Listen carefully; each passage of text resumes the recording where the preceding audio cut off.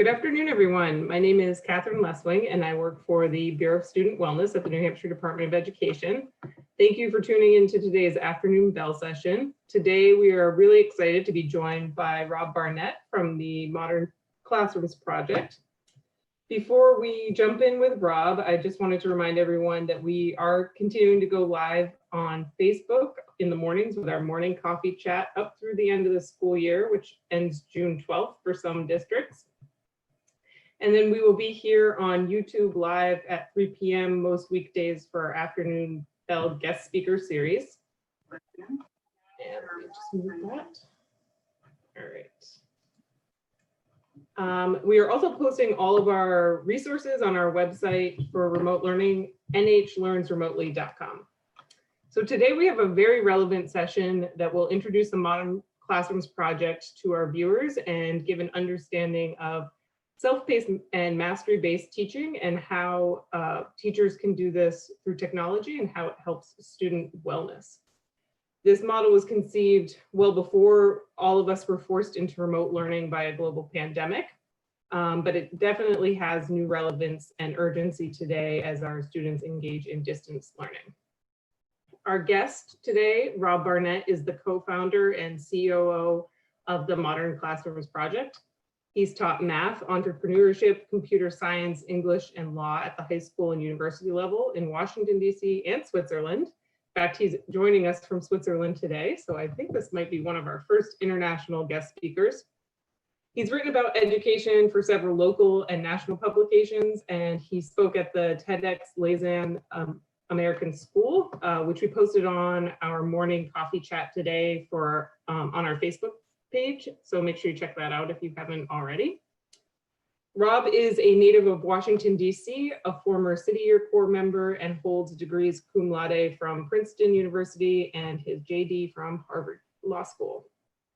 So without further ado, Rob, I'm going to turn it over to you to introduce us to the Modern Classrooms Project. Thank you, Catherine, and thank you for inviting me here. I'm happy to be speaking with you and sharing some tools and an approach that I hope will be helpful to educators and students and families in New Hampshire. I'll talk today a little bit about the Modern Classrooms Project and especially its relationship to social and emotional learning. I am at heart a math teacher, so I think I'll start with just a little bit of data to show you and viewers what have we seen in our work? What have the effects of our work been on social and emotional learning? So I have two graphs. The first is comparing students in modern classrooms, meaning classrooms in which we've trained the teacher, compared, and that's the dark green bars, compared to light green bars, which are students in traditional classrooms. And these are at 3 schools in the Washington, D.C. area. This may be hard for some viewers to read, so I'll just say briefly what each bar represents. Here on the left, we see I am capable of learning anything.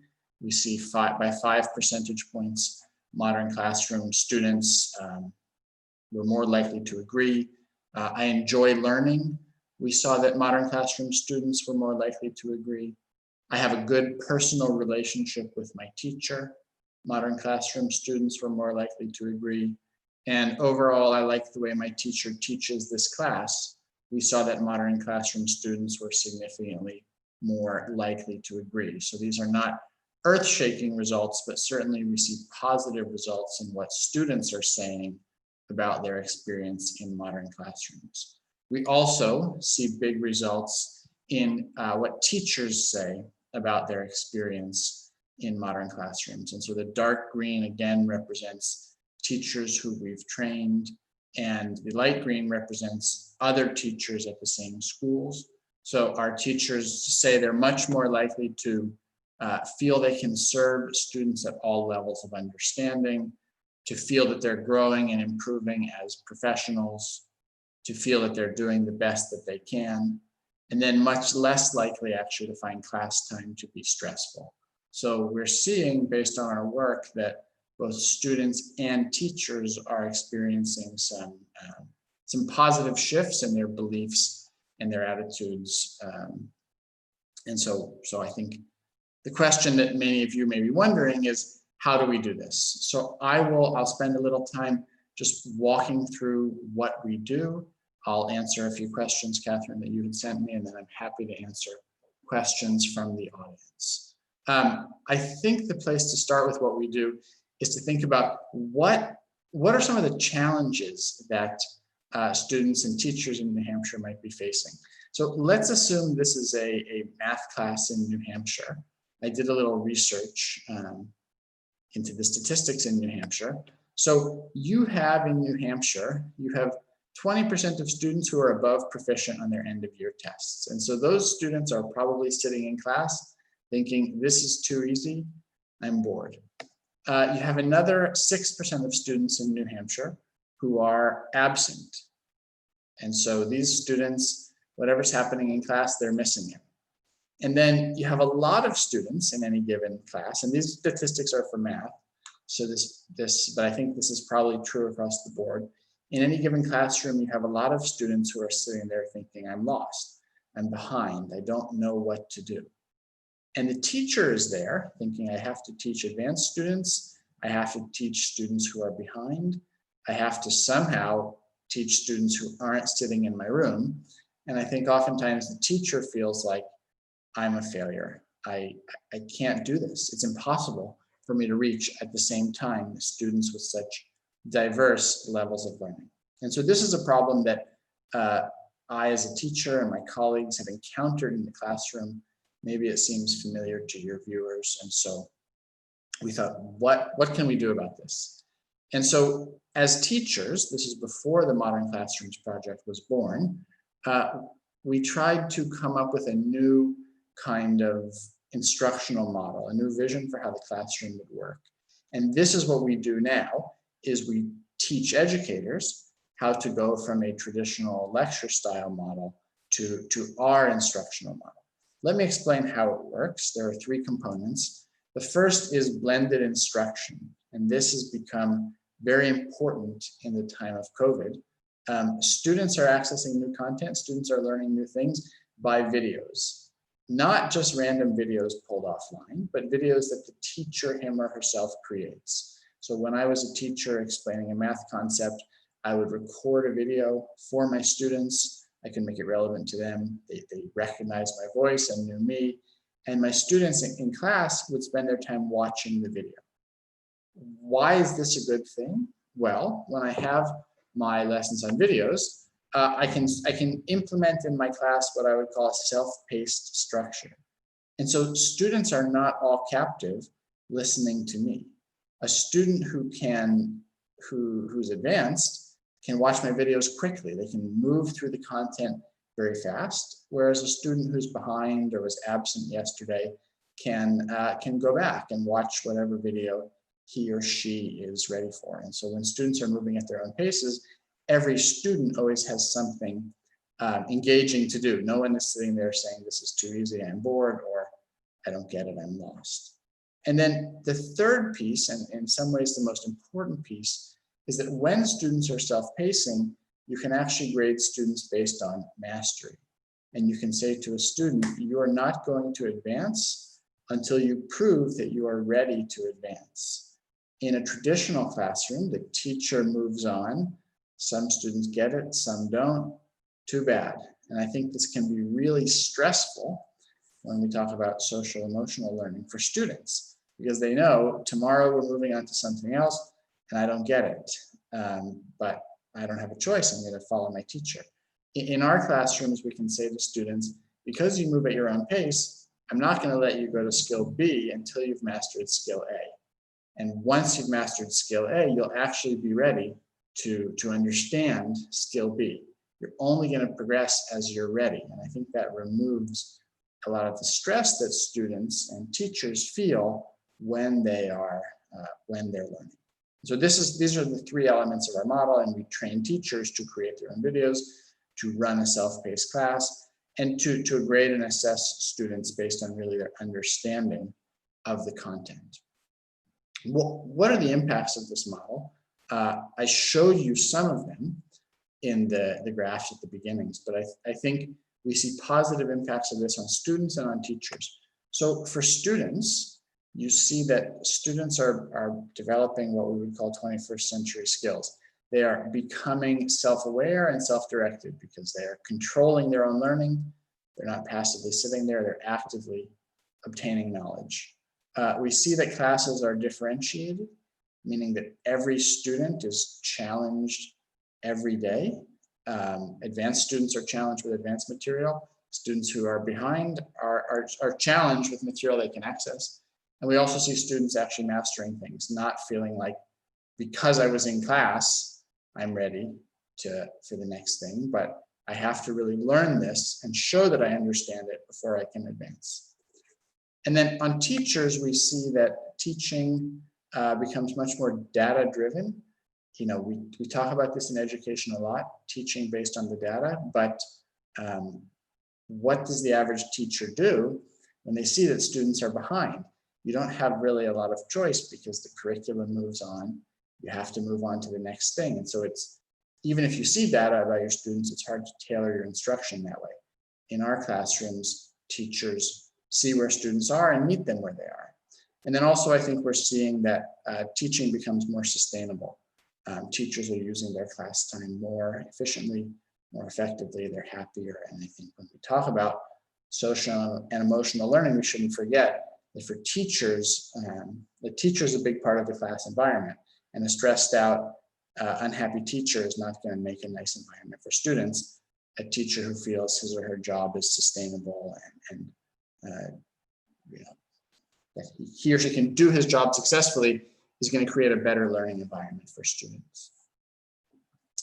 One thing that Catherine asked me is, how does this help, this model help a vulnerable student?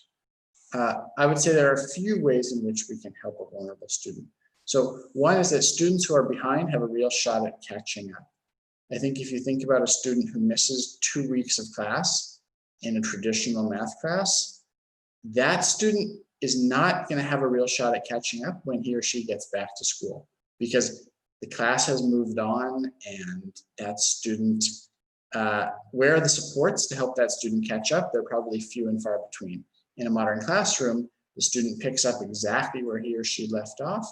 And when he or she goes home, the videos are there online. So the learning can continue. There's a real shot at catching up.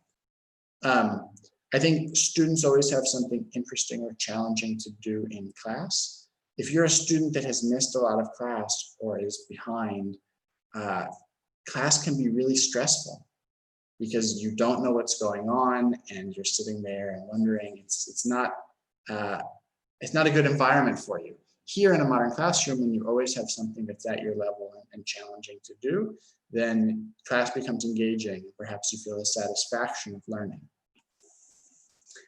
Teachers have the time to check in with students during class. We saw earlier one of those graphs said that students in modern classrooms felt they had closer personal relationships with teachers. And I think that's because teachers are freed from the burden of lecturing and classroom managing for the period. Students come in, they pick up with their work, they watch videos. I, as a teacher, spent most of my time not explaining content because the videos did that for me, but checking in with the student and saying, hey, how are you doing today? What can I do to help you learn? It's just a productive relationship between teacher and student versus often the adversarial relationship of you need to keep calm and be quiet and listen, otherwise you're going to miss it. That doesn't happen in the modern classroom.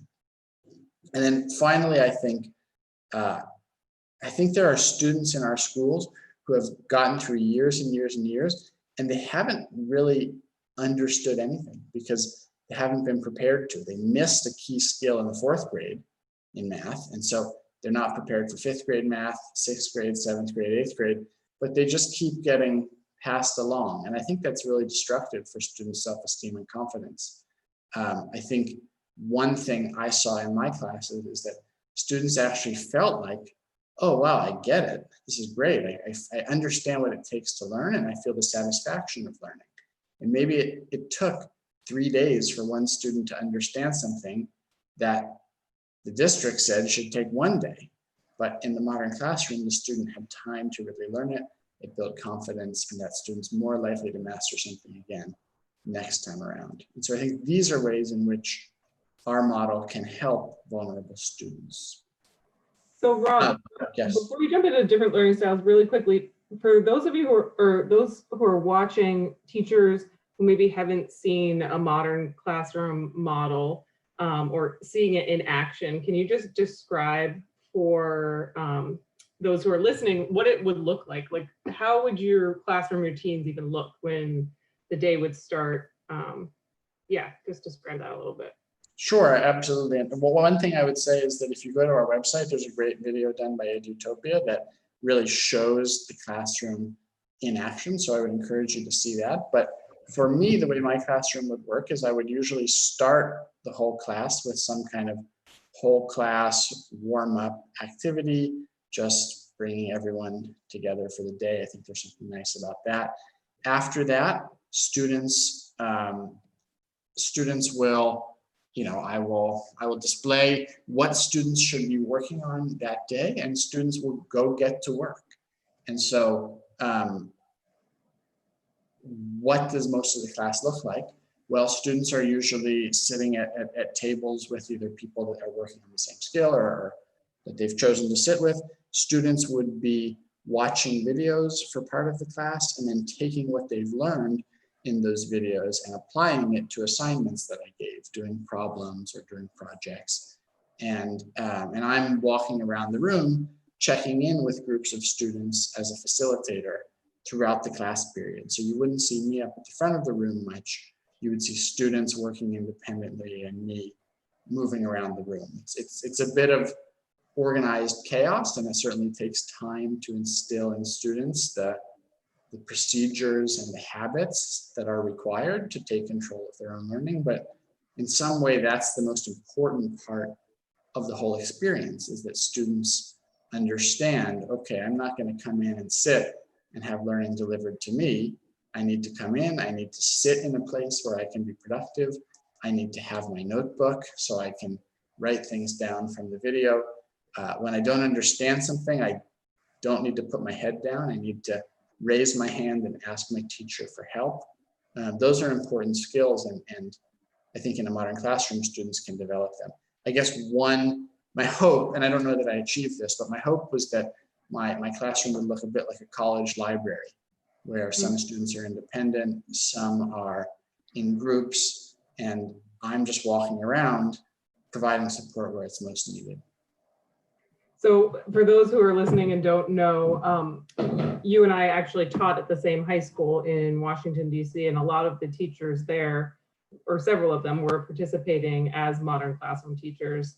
And seeing it firsthand was really something. I have to say, as someone who didn't become trained as a modern classroom teacher, but had colleagues who were, and I would walk into their rooms and it would just be like a totally different culture. Like you just mentioned, the heads down on the desk is something that I think a lot of teachers can identify with, or just the total checking out and the disengagement. And it can be for a variety of reasons. Like you mentioned, the boredom for students who are well advanced, or the kids who just lost that key piece of information or missed it and can't catch up with the lesson. But yeah, I think one thing that I always struggled with was the one-to-one technology. I think if we don't have access to that, it makes it really difficult. And I'm sorry, I'm probably jumping ahead a little bit, but I'm sure there's workarounds for that, especially as we all start to carry around our own devices and technology in our pockets.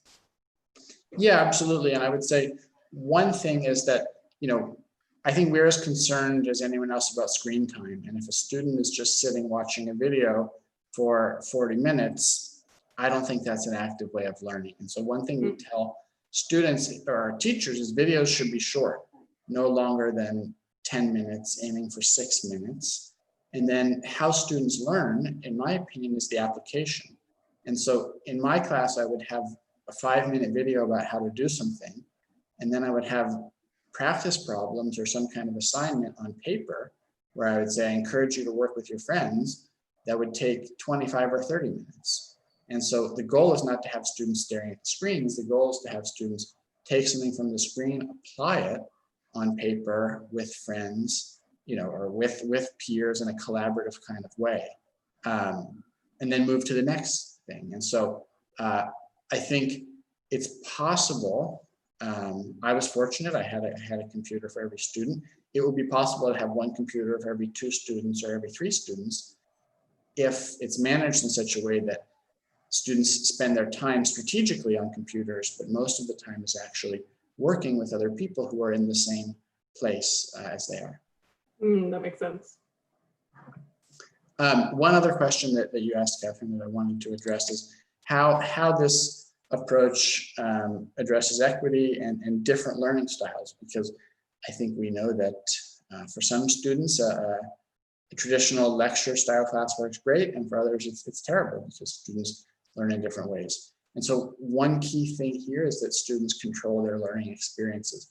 I would have students that would come in and they would go straight to the back of the room and they would put headphones in and they did not want to speak with anyone. I would have students that wanted to sit with their friends for the whole class. And both of those are fine. I don't actually care that much how a student learns as long as the student shows me that he or she is understanding this. And in my own experience, I tend to learn better on my own and have friends that were in study groups in college because they love the social element of learning. So I think in a modern classroom, students have a bit more control over this. I would say also that teachers tailor support to students. I might have a student who doesn't need a lot of support. I let that student work independently. I might have a student who has very good study habits, but really struggles with the content. And so I know with that student, I need to sit down and explain the content. I might have a student who knows the content easily, but is very unfocused. And so I might have to work with that student on becoming more focused and kind of habits of mind. And so different learners have different needs. And my hope is that when I was freed from the pressure of lecturing, I could meet these needs. Another thing is that learning is not contingent on attendance. So when we talk about equity, we know that for some students, it's really hard to attend school consistently through no fault of their own, just for things in their lives. And a traditional school doesn't serve those students well. I think we're seeing now in COVID that everyone's trying to figure out how do you educate students when they're not in school. And it's important to think about that in COVID, but once the pandemic is over, we're still going to have students that struggle to attend. We need to be equally concerned about how do we reach those students. And then finally, and I think this I hope has been a theme in what I've said so far, but technology in our classrooms is not like sit kids in front of screens and let them go. It's actually a tool to enhance human connection. If I'm learning and if I'm lecturing, pardon me, and I have to tell kids to stop talking and stop passing notes, it's really not a high quality of relationship I'm building with my students. If a student comes in and everyone's working and I can really sit down with the student for 3 minutes and say, how are you doing? What's new? What are you struggling with? That's a real human connection. And if I'm lecturing, I have to tell students, stop talking to each other. If I'm not lecturing, I can tell students, talk with each other all you want. Just make it a productive conversation, help each other learn. And that's an authentic way that students collaborate. And so, I think this is just an important thing about modern classrooms. Yeah, and I just want to chime in again because seeing it in action, when you walk into a modern classroom, students are sitting in different groups. You might have some working totally independently. The teachers I've talked to have really, I think that's one of the bigger things that I've heard from teachers who've done this, is that their time and their connection with students is so much richer and more meaningful than when they were doing the more, teacher focused or teacher centered instruction. And I, not having done it with fidelity for a long time, but knowing that, when you do student centered work, it it just takes the burden off and students grasp onto it so much more. So I think it is, and I think we're seeing today with COVID-19, you know, how technology can enhance certain parts of our learning experience and our connection too. So I think that's a really cool aspect of modern classrooms. Yeah, and one other thing to say with that is that when the teachers create their own videos, and so when the student is sitting with headphones on a screen, they're still getting, you know, they're still interacting, not interacting maybe, but they're still learning from the teacher, and they know the teacher, and I think students appreciate that. It's not some random guy or woman who recorded this video 10 years ago. It's actually the teacher, and the student knows the person who created this video is someone who cares about me and who's in the room with me and who I can ask for questions. And I would think that teachers who are doing distance learning now might understand that the students want the human connection. They want to see the video made by the teacher. They don't necessarily want some random clip from YouTube. So yeah. Let me just, I don't like to read off these slides. I'll just put this up for a minute and kind of let the viewers read this. These are some of the things that students have said. And one thing that I hope you'll notice is they come from a range of grades, and they're in range of subjects too. And I think we've seen modern classrooms work in all of these. I'll just give 2 minutes for people to read and say that if I go through this too fast, it's a video, right? You can always pause and rewind, and that's the nice thing about video.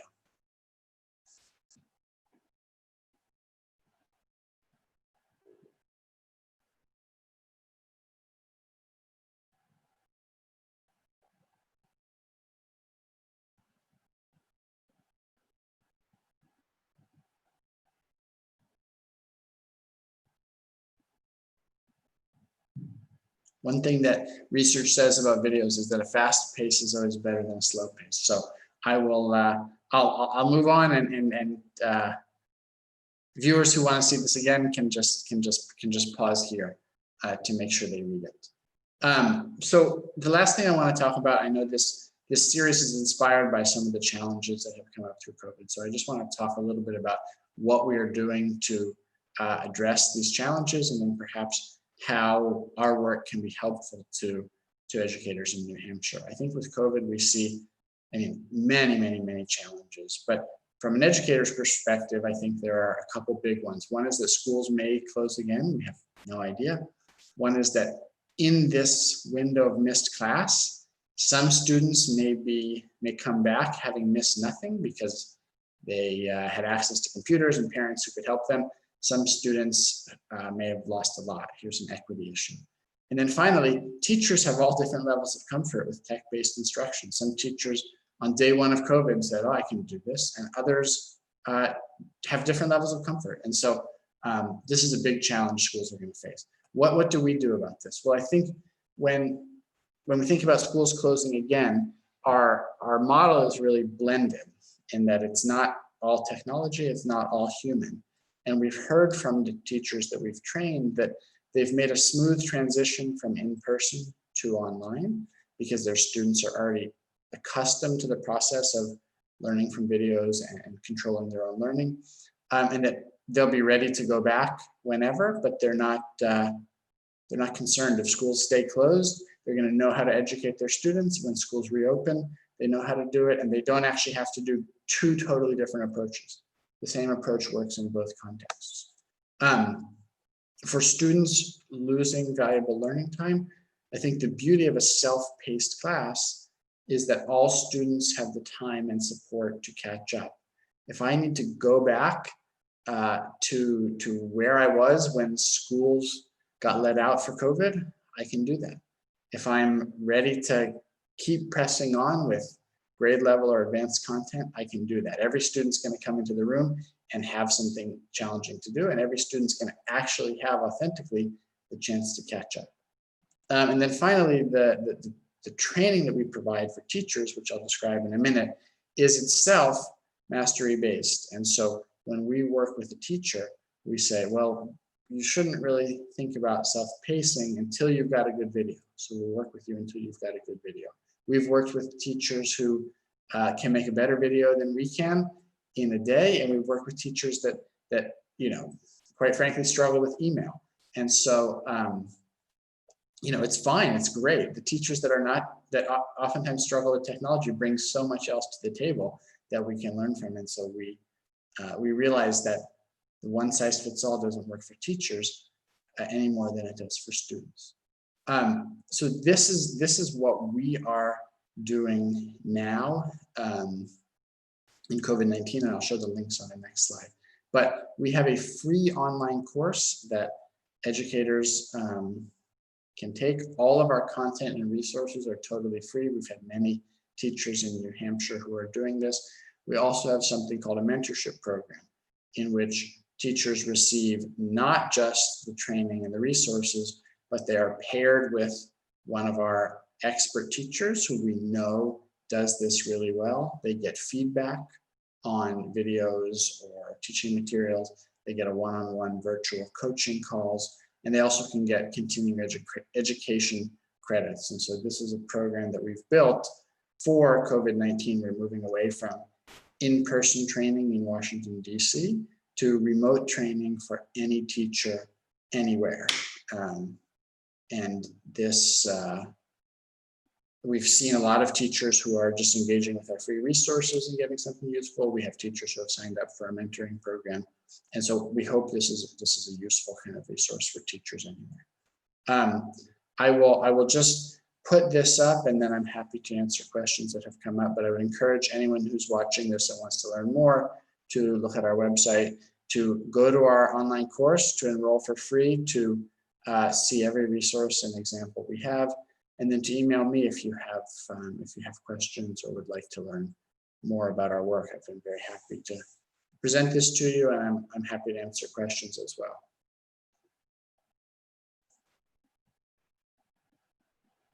Okay, I had to unmute myself. Thank you so much, Rob. This is great. So if folks who are interested in, here are the links, and I'm going to post also a link in the chat here, these links in the chat, so that folks can just click if you're watching alongside here.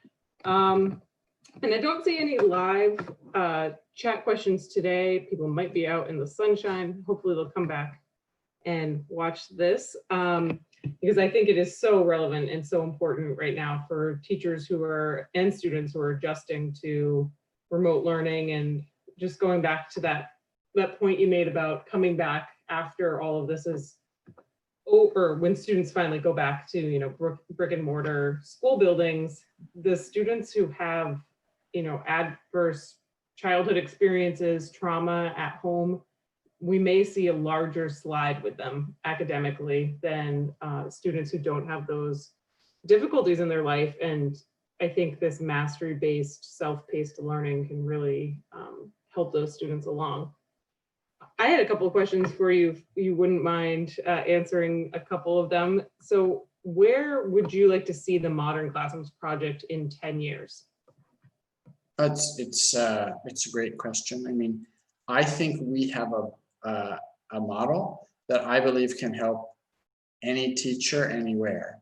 And I think there are a lot of teachers who see what we're doing and they're interested in it and they want to use it. And I would hope that in 10 years, we will have given every teacher who's interested the tools to do this. And there are teachers who aren't interested in this, by the way, and that's totally fine. We don't want to force anything on anyone. So there are, I don't want to say we should be in every classroom. We shouldn't be in every classroom because some teachers don't want it. That's fine. But I think that in 10 years, I would hope that there would be hundreds, thousands of educators in the United States and around the world who can say, I saw this model, I adapted it, I made it my own, and my students are better off for it.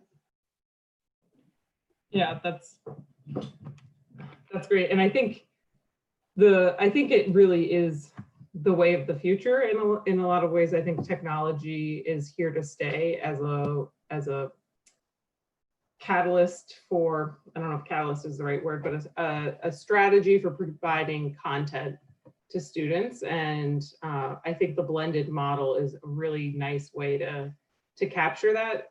where it's not just screen time, but it's like you mentioned earlier, it's actually boosting those relationships that students have with their teachers. What have been some of the bigger challenges for modern classrooms? So if you have teachers who are watching this at home, and you gave some great resources where to start, but they might be feeling overwhelmed, what have been some of the roadblocks that you've experienced? Yeah, I mean, for a teacher, I would say this can seem intimidating, especially the process of creating a video is often the biggest roadblock for a teacher. And I don't think there's any way to get over it except just to do it and make a video that you are going to cringe when you watch, because it's going to have so many mistakes and you're going to hate the sound of your voice. And then you'll do the next one and it will be better. And then by the time you've done the 10th one, it will be fine. It will be good. And then by the time you've done the 100th one, it will be easy. And so in our course, we talk about what are the programs you can use. Yes, it takes a little figuring out to see what program do I use and how to use it. But it's just something that you need to just do. And that's something our mentorship program can help with, is help teachers get off the ground for that. I think as an organization, we face the challenge that some of the places in which I think our work would be the most needed don't know that they need it, or just feel so overwhelmed by a lack of technology or a lack of access. So we may have, we can have a high-tech charter school reach out to us, say, this is great, we love what you're doing, can you work with our teachers? We know how important this is. We're happy to help them, but that's not where we'll have the greatest impact. We want to work in schools that are really lacking technology and don't understand how important this is. But it's hard to work in a school where technology isn't present and the desire to use technology isn't yet present. Have you found that your work has been driven by teachers who want to bring in the modern classroom approach, or has it been school administration? How has that generally unfolded? It's been both. I mean, in our online course, we just have a tremendous number of teachers from all over the world who have signed up because they want this. I think from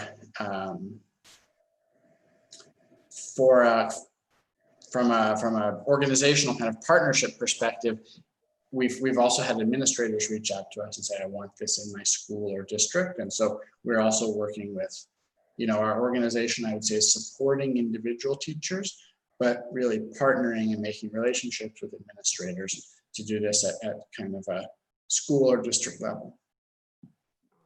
And then the last question I have is really a sort of a fun question, which is, what was your most rewarding teaching moment when you were in the classroom using the modern classrooms model? I'm glad you previewed this question for me, because it would be a challenging one. I don't know if there's one moment. One thing that I really struggled with early in my teaching career was the feeling that I had students who really were capable of doing a lot. And because I spent so much time with students who were behind, I wasn't really serving the top students, the high flyers. And that really frustrated me. I was really upset by that. And so I think by the end of my time teaching at the school where we taught, I can think of a few students who were really kind of high-flying students who would come in every day and they would go straight to the computer and they would get right to work, and they'd say, leave me alone. I'd say, what lesson are you on? 3-4 lessons ahead.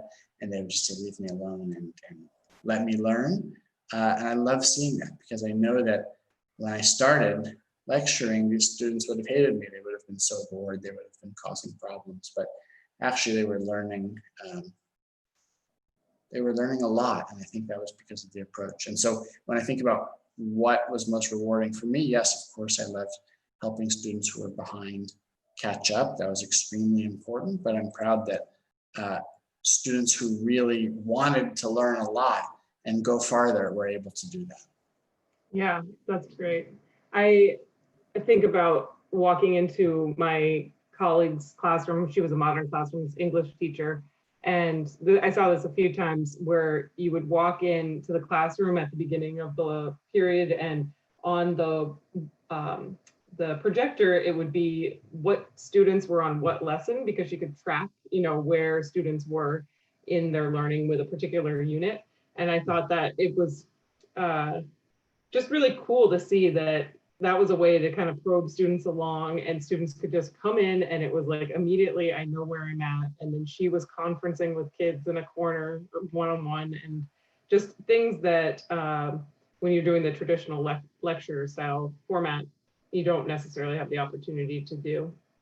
But No. I used videos for educational purposes in my own teaching that I created. It was always rewarding to see kids who would go back and rewatch the video, kind of like just in watching this presentation, that idea that that content is there for them and they can rewatch it and relearn it as many times as they need to master it.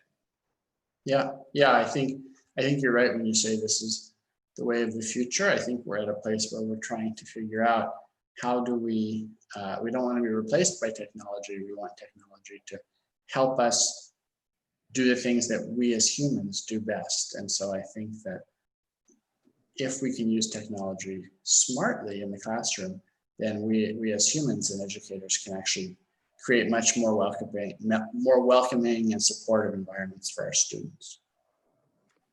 Excellent. Well, that's a great message to end on. Let me just make sure that we don't have any other. We do actually have a comment. Or question, would you suggest that we try to help our students learn this type of learning if we can go back for a short time this fall and then have to leave again? Yes, I would say absolutely. I think one thing that, as I was saying, I think this approach helps build students' ability to direct their own learning. And so if you're a student and you have a couple weeks of seeing, okay, this is how my classroom's going to work. I'm accountable for my own learning.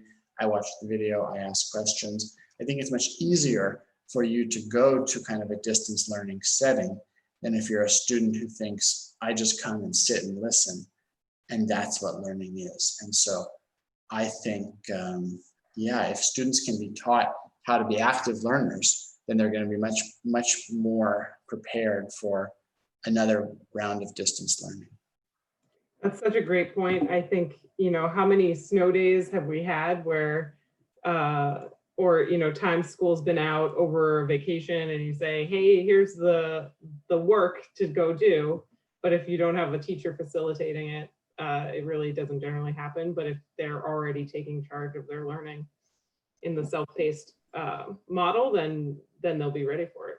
One thing I was always proud of is I felt like if a substitute teacher, if I had to be out for a day and a substitute teacher came in, it wasn't like a day off for the students, because I could go home that night, I could log into the platform and I could see what students had worked and what hadn't. And if they hadn't worked the next day, they were going to have double to do. And the substitute can't run the class as well as I run the class because I know the students, I have relationships with them, but the students can learn equally as much with the substitute as with me. And so, yes, how do we create systems where students are not totally dependent on our presence for learning? That's a big question that everyone needs to answer now. Yeah, I think that reminded me too of another thing that I heard a lot from teachers who've done it, and I know from myself trying to do it, again, not with fidelity, but sort of partially, is that it does take a lot of time to make the videos for teachers. Yeah. So teachers, already feel like they've got a lot on their plates. How have you generally navigated that? Well, one thing I would say is you keep saying you didn't do this with fidelity. There's no level of fidelity that's required. I mean, you can always try something, and if it works, you can do more, and if not, fine, it was an experiment. Yes, creating videos takes time because it's actually quite easy. I could just walk into a room tomorrow and teach you some math thing, but creating the video takes time, especially a well-planned video takes time to do. One thing I don't think there is a a shortcut around that, although certainly your first video is going to take you 2 or 3 hours maybe, because you don't know how to do it. And then you're, by the 5th video, you're going to be much faster. And so I would say not to be discouraged by the first one. But I don't repeat myself that much in class, because if a student asks a question, I say, oh, make sure you go watch this video. And also, once I have good enough videos, I can reuse them. I'm always going to be teaching similar content, and so I can reuse the video. And that was always my hope. I'm creating something now, it's an investment, but in 3 years, I'll have the same, how you calculate the mean of a data set is not going to change. And so if I want to refine it and make it a little better, I can do that. But if not, I have something that my students can use again. So that's how I justified to myself the time that I was putting in. And it working a little more outside of class made my in-class experience so much happier. I mean, I felt sometimes like I could just sit at my desk and put my feet up, and students would learn, and when they had questions, I would answer the questions. And so yes, it took time outside of class, but in class, I was much happier. It was worth it to me. Yeah, that's exactly what I was gonna jump in with. The teachers that I talked to, they said, especially the first year, it is more out of class time making the videos, but your in-class time is so much more serene and enjoyable and meaningful with students that you don't finish the school day with that, sort of backache and feeling kind of just totally fried that you sometimes do if you're in front of the class all day long. Yeah. It's like any planning. If you go in front of a room of young people and you don't have a plan, you're going to be miserable. So the better your plan, the happier you'll be. Right, and not having to repeat the same little bit or answer the same question 8 times because you've it. I mean, 80 times sometimes. Right. Yeah. So it's such a cool model. We want to thank you again for coming on today. And Marilyn also posted, do you use Google Classroom to post your videos? That's a good question, actually. Yes, of course. There's all sorts of platforms that a teacher can use, and we support with all of them. So teachers use Google Classroom, Canvas, Blackboard, Schoology, Google Sites. Any kind of platform can be adapted to this model, and our free online course has a guide. This is how we use Google Classroom. This is how we use Canvas. This is how we use Google Sites. So yes. Oh, that's great. Yeah, because I know if you work in different schools, or different schools use different platforms, but this model, I think you can use pretty much whatever platform your school's using. You can use it to upload the videos and build your class out. Yeah, it's a set of principles and practices. It's not tied to any one tool. Right. Awesome. Well, thank you again, Rob. This was really wonderful. I know that there are a lot of educators who are going to benefit from hearing about this and how to adapt it to their classroom. And to those who are still watching, we will be back here tomorrow morning at 9 a.m. actually on Facebook for our morning coffee chat. Make sure to like us on Facebook and subscribe to our YouTube channel so that you can catch us through the rest of June as we finish out the school year with you. And thanks again, Rob, and we will be back here again tomorrow. Yeah, thank you.